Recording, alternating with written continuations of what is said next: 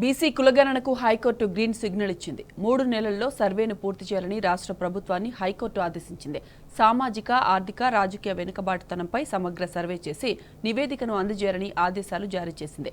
Supreme court మార్గదర్శకాలను అమలు చేయాలని, స్థానిక సంస్థల యూనిట్గా కులగణన నిర్వహించాలని ప్రభుత్వాన్ని ఆదేశించింది హైకోర్టు.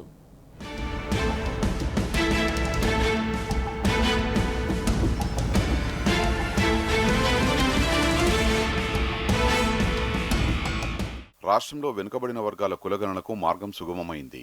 స్థానిక సంస్థల ఎన్నికల్లో కీలకమైన రిజర్వేషన్ల ఖరారుకు అవసరమైన బీసీల కులగణనను 3 నెలల్లో పూర్తి చేయాలని రాష్ట్ర ప్రభుత్వానికి హైకోర్టు కీలక ఆదేశాలు జారీ చేసింది.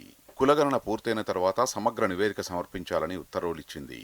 సుప్రీంకోర్టు ఆదేశాల ప్రకారం వెనుకబడిన వర్గాల సామాజిక, ఆర్థిక, సాంస్కృతిక, రాజకీయ వెనుకబాటుతనంపై సమగ్ర సర్వే నిర్వహించాలని స్పష్టం చేసింది.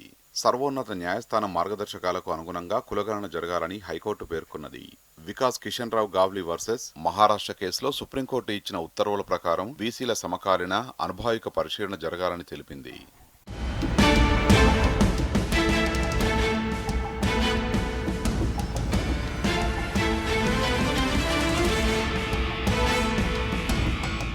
స్థానిక సంస్థల్లో రిజర్వేషన్లకు సంబంధించి జీహెచ్ఎంసీ చట్టంలోని సెక్షన్ 5ను సవాల్ చేస్తూ జాజుల శ్రీనివాస్ గౌడ్, దాసోజి శ్రవణ్ కుమార్, ఎర్ర సత్యనారాయణ ఇతరులు దాఖలు చేసిన వ్యాజ్యాన్ని ప్రధాన న్యాయమూర్తి justice Alok Aradhe, justice J శ్రీనివాసరావుతో కూడిన ధర్మాసనం విచారణ జరిపింది. స్థానిక సంస్థల యూనిట్గా బీసీల రిజర్వేషన్లు అమలు చేయాలని, రాష్ట్రం యూనిట్గా కాదని ధర్మాసనం స్పష్టం చేసింది. రాష్ట్రంలో కులగణనను 3 నెలల్లోగా పూర్తి చేయాలని హైకోర్టు స్పష్టం చేసింది. గతంలో సుప్రీంకోర్టు ఇచ్చిన ట్రిపుల్ టెస్ట్ ఉద్దేశం కూడా ఇదేనని, ఆ కోణంలోనే సర్వే జరగాలని ఆదేశించింది. ప్రభుత్వం తరపున అడ్వకేట్ జనరల్ ఏ సుదర్శన్ రెడ్డి వాదనలు వినిపించారు. 2010లో కృష్ణమూర్తి కేసులో వెలువడిన తీర్పు ప్రకారం స్థానిక సంస్థల్లో రిజర్వేషన్ల కల్పనకు ఆర్థిక, సామాజిక వెనుకబాటుతనాన్ని పరిగణలోకి తీసుకోరాదన్నారు. వికాస్ కిషన్ రావు గావ్లీ వర్సెస్ మహారాష్ట్ర కేసులో సుప్రీంకోర్టు చెప్పిన తీర్పులోని 13వ పేరా ప్రకారం రాష్ట్రమంతటిని ఒకే యూనిట్గా బీసీ రిజర్వేషన్లు అమలు చేయడానికి వీలులేదని పేర్కొన్నారు. ఈ ప్రక్రియ పూర్తి కావడానికి 3 నెలల గడువు ఇవ్వాలన్న ప్రభుత్వ వాదనల్ని పరిగణలోకి తీసుకున్న హైకోర్టు 3 నెలల్లోగా కులగణన నిర్వహించి నివేదిక ఇవ్వాలని ఉత్తర్వులు జారీ చేసింది.